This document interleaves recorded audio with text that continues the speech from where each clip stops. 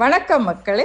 நிறைய north Indians பூஜைக்கு பிரசாதம்னு சொல்லிட்டு ஹல்வா, பூரி, பிளாக் சென்னா காம்பினேஷன்ல தான் படையல் பண்ணுவாங்க. அது என்னன்னு சொல்றேன் கேளுங்க.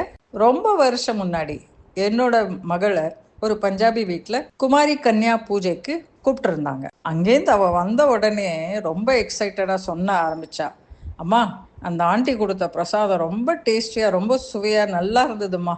நீங்களும் அது மாதிரி ட்ரை பண்ணலாமே. அப்போ நான் அந்த ஆண்டி கிட்ட ரெசிபி கேட்க போயிருந்தப்போ நான் இதையும் கேட்டேன். நீங்கள் இந்த பூஜைக்கெல்லாம் இதே பிரசாதமாக வைக்கிறீங்களே அப்படின்னு கேட்டதுக்கு அவங்க சொன்னது, 7-8 நாளாக நவராத்திரி விரதம் இருக்கிறவங்க ஃபுட் இன்டேக் கம்மியாக இருந்ததுனால ஸ்டமக்கில் அசிடிக் ப்ராப்ளம் வரும். அப்போது சடனாக ஃபாஸ்டிங் பிரேக் பண்ணும்போது ஹெவி ஃபுட்டு சாப்பிட்டாங்கன்னா டைஜஷன் கொஞ்சம் கஷ்டமாயிடும். அதனால இந்த காம்பினேஷன் பேலன்ஸ்டாக இருக்கும். பூரி கார்ப்ஸ், அல்வா ஃபேட், பிளாக் சென்னா ப்ரோட்டீன்ஸ், நெய் உங்கள் ஸ்டமக் லைனிங் கோட்டிங் பண்ணுறது. ஸோ டைஜஷன் ஈஸியாகும். எனிவே இந்த காம்பினேஷன் ரொம்ப சுவையாக இருக்கும். ஒரு பைட்டுக்கு காரமும் இன்னொரு பைட்டுக்கு இனிப்பும் சேர்த்து சாப்பிடும் போது அலாதியான ஒரு சுவை கொடுக்கும். இன்னைக்கு நான் என் மகளோட இந்த அல்வா, பூரி, சென்னா மூமெண்ட்டை மறுபடியும் எக்ஸ்பீரியன்ஸ் பண்ணலாம்னு நினச்சேன். நீங்கள் சொல்லுங்கள் மக்களே, உங்கள் சைல்ட்ஹுட் மெமரி கனெக்ட் ஆன டிஷ் என்னன்னு. நன்றி மக்களே.